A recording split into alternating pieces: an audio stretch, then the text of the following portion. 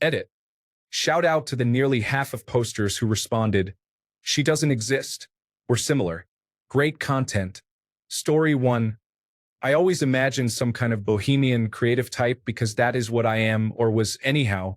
My wife is actually a calendar-wielding, pencil-pushing square, but that balance of skills has made us an effective pair. Story 2. Wanted to be with a night owl who could stay up all night and binge-watch shows, games, or party. Married a morning person who can't make it past 10:45 p.m. and is getting earlier. Story 3. I always imagined I would end up with a goofball, a little crazy and wild sort of guy.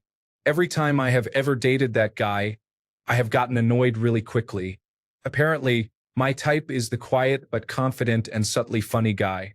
Story 4. Envisioned being with a cute brunette who was quirky and different.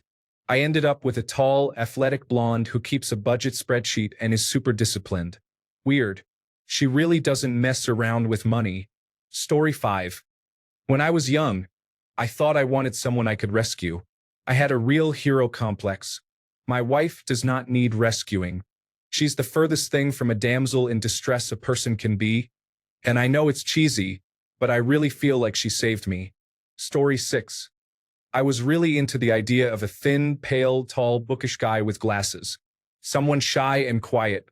Ended up with a loud, broad, and burly Scotsman whom I wouldn't trade for anything. Story 7. My dream guy was a hippie with a mop of curly hair who unironically wore Birkenstocks in the summer. My husband is balding and thinks Birkenstocks are gross. Story 8. Thought I would be with a tall, dark-haired, blue-eyed girl who loves nature and being outside all the time. I ended up with a short, brown-haired, blue-eyed girl who would rather spend time in a library than outside. She's incredibly smart, excellent at finances, and she puts up with all of the nonsense that is my life. I wouldn't change a thing about her. Story 9. Haha, well, she's not a Mormon for one, since I got out of that. Edit. I wasn't expecting my snarky remark to blow up, but thanks for the upvotes, you heathens. Congratulations on living your own lives. Story 10. I used to think I needed someone exactly like me to be in love, and also I needed someone to accept me as I am. I was wrong. My significant other is his own person, and it is because we have both very different skills and personalities that we are such a great team.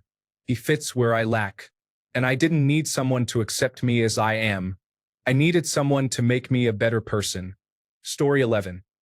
I always thought that I needed someone taller than me because I was told that at 5'7" I was mannish when I wore heels, and I really love to wear heels.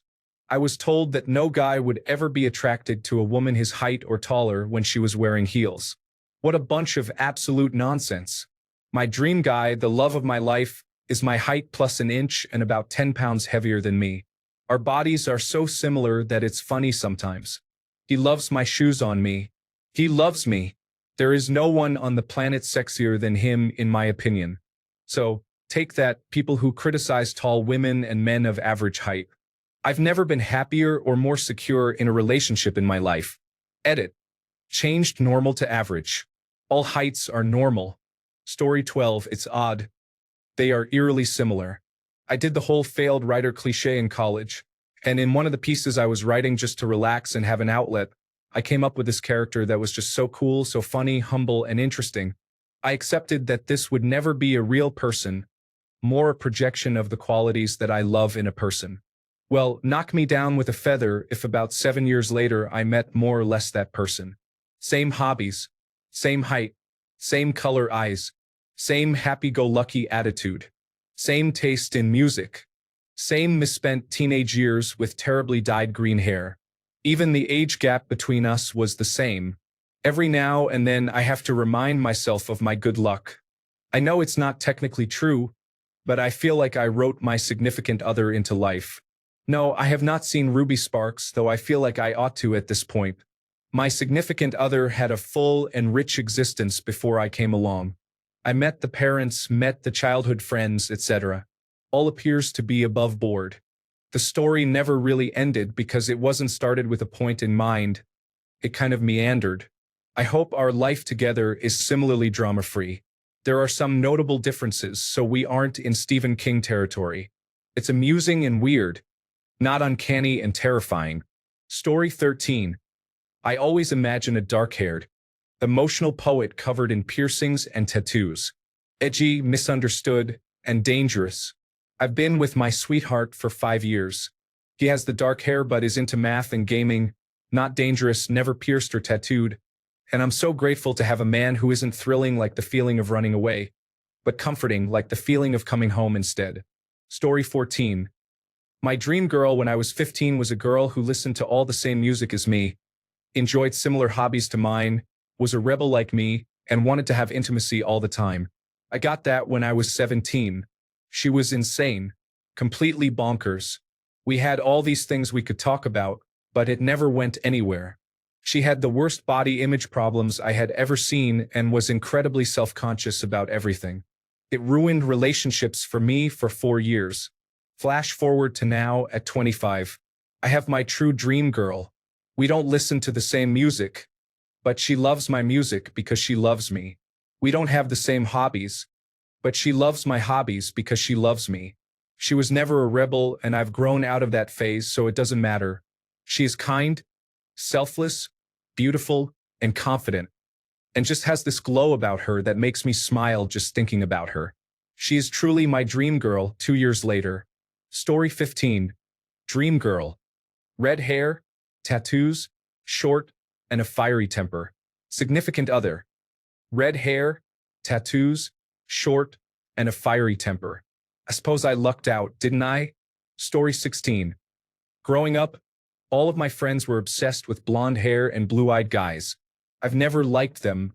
I've always preferred dark hair and green eyes. The day I met my significant other, I was so mesmerized I couldn't stop staring. He has blonde hair with blue eyes, and I've never been more in love. Story 17.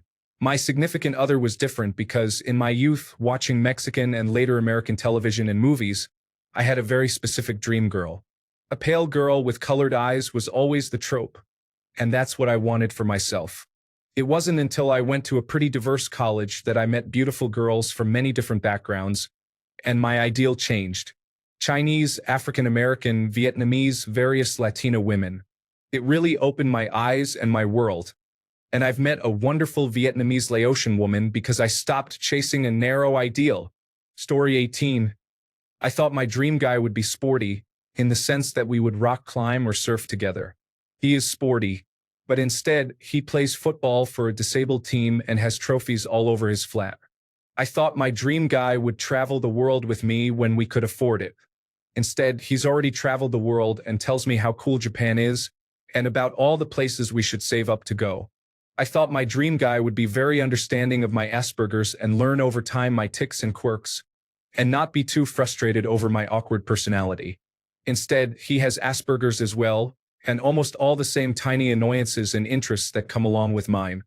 He's got every aspect of what I always thought would be my dream man, but in a way that opens my eyes a little wider to how compatible any two totally different people could be so easily. Story 19. My high school crush was a tall, preppy basketball player who got good grades and seemed very together in the traditional sense. He was also prom king at our high school. My boyfriend is 2 inches shorter than me, and he is a nerdy musician and entrepreneur who dropped out of high school to start his first business. However, he has great style and way more money than most people his age, mid-20s. Story 20. I've dated lots of different looking girls, but they were almost universally career-driven creative types because that's what I am. I moved to Los Angeles and fell in love with an absolute bombshell of a blonde. The one type I never really went for, who cares more about enjoying life than working hard. We make a good team, crack each other up, help each other through the hard stuff, and I can't imagine myself ever being without her again. Story 21. She is exactly my dream girl. Though she likes traveling basically all the time and wants to live out of a van, I like a good home. We're long distance for now.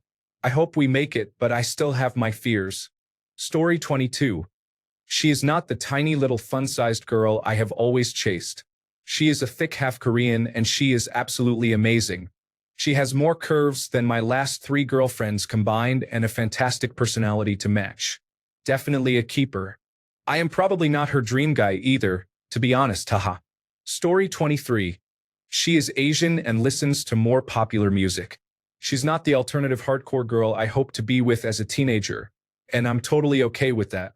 We're getting married in 4 months. Story 24. My husband is my dream guy from my youth. We were never serious as kids but reconnected after 20 years out of high school. He was the one I was looking for all along. We just took the long way around. Story 25. In my dream, the girl used to be a tall brunette who loved politics and preferred relaxing clothes over fashion. I just started dating a short blonde, who is mostly apolitical and works as a manager for an upscale fashion store. She's pretty awesome, though. Story 26. Well, I imagined a nice blue-eyed blonde or redhead when I was younger. While I did date a blonde with blue eyes, it did not work out. My significant other is a brunette but is still just as amazing. Story 27. My dream girl likes hockey, shares my faith and values. The girl I'm marrying Saturday likes hockey, shares my faith and values, and has a fantastic personality. Story 28. Dream guy was a rebel who had tattoos, a beard, and rode a motorbike. He had to be super cool and chill about everything because I grew up and noticed most of these guys have a drug problem or a baby.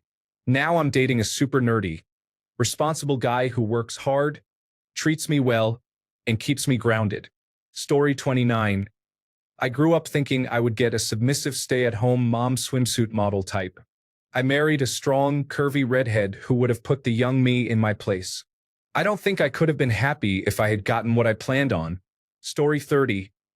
Reading these at 20 years old, I'm curious about what my significant other or future husband might be like compared to what people expected for themselves. Story 31. I always thought that I'd fall in love with a woman who was a model and drove a Mustang, laughed at my dumb jokes, and washed my car while wearing a bikini. Life gave me 2 shots with women like that, and I realized I hated it. I actually gave up even trying to find someone who might love me for who I am. So, this woman comes into my life who's sharp, driven, witty, and overweight because of having 2 kids and a sedentary job. I laughed at her dumb joke. I shouldn't go to the beach today because I might attract sharks. I helped take care of her children. I lost a bet to her and had to clean her small home in nothing but a French-made apron. I fell in love pretty hard. It doesn't matter to me what her body type was. She was perfect. I played Dungeons and Dragons in high school. She had some first edition Dungeons and Dragons books in an old Trapper folder. She liked the same music I liked and also loved video games, too. When God of War 2 came out and our old PlayStation 2 couldn't play it, she sprung for the slimmer PlayStation 2 all on her own. We've been together for just over 13 years now, and there's no one else I'd rather be married to, but was quick to tell me her freebie was Gerard Butler. Mine is Melinda Clark. I love her, and that's all I care about. Story 32. Well, my dream guy varied between Jack Dawson to Harry Potter to Joe Jonas. My current boyfriend is a Filipino, from Manila, Philippines, and is not a celebrity. In many ways, he's actually 100 times better than if I had ended up with any of these guys. Not to say my dream guys are horrible, it's just too much drama with celebrities. Story 33. I don't mean to be cheesy, but she is even better than I imagined. I always pictured some attractive girl with no substance because, I was a teenager, but I never would have dreamed that she would help me through so much. Depression, a death in the family, my own hospital stay, on top of being as attractive as I hoped. She has also done so much to help get me motivated because I was totally headed towards being a deadbeat for the rest of my life. Now I'm a deadbeat with a job. I'm afraid this is turning into a post that nobody asked for. So I'll end my rambling here. 10 out of 10 would date again. Story 34. I'm not sure what I really envisioned, to be honest, beyond what 1980s teen romances told me to want. Jake Ryan in 16 Candles, maybe? My current husband, my second, the first turned out awful, is tall, dark, handsome, smart, loves music and animals. Those are all things I would have idealized back in the day, and why I was initially attracted. But what the movies didn't tell girls back then is that men are human beings too. They have flaws, their own sets of hopes, dreams, disappointments, fears, and that a long-term relationship is a continuous project of blending your own package of mess and baggage with another person's, finding ways to redistribute, balance, and share the load, become a team. Relationships are work, and what I didn't know then was that a genuine willingness to do that work is infinitely more valuable than physical attributes, intelligence, or other ideals. That's the main difference, I think. I thought I knew what I wanted, but I had no idea what I needed. Neither of us are perfect by any stretch of the imagination, but we form a functional team and allow each other to maintain a lot of personal autonomy while feeling securely loved. We are both a little damaged from our childhoods and first marriages, but I feel like acknowledging it allowed us to be more empathetic with each other and helps bind us together. We do counseling when needed and work on our communication a lot to stay in sync. No one pictures that in their romantic life plan, but it works for us. We are open about insecurities and deal with conflicts with transparency and as much directness as possible. It's not a fairy tale romance. It's real life, and it is mostly really good. Story 35. Always thought that I'd end up with a stereotypical blonde hot girlfriend. Now I have a really beautiful brown-eyed, brown-haired, loving girl. She's a bit hectic and just covered in hair. Usually has that long tongue sticking out. Still, she's my cutie and a good pup. Also, my girlfriend is pretty neat.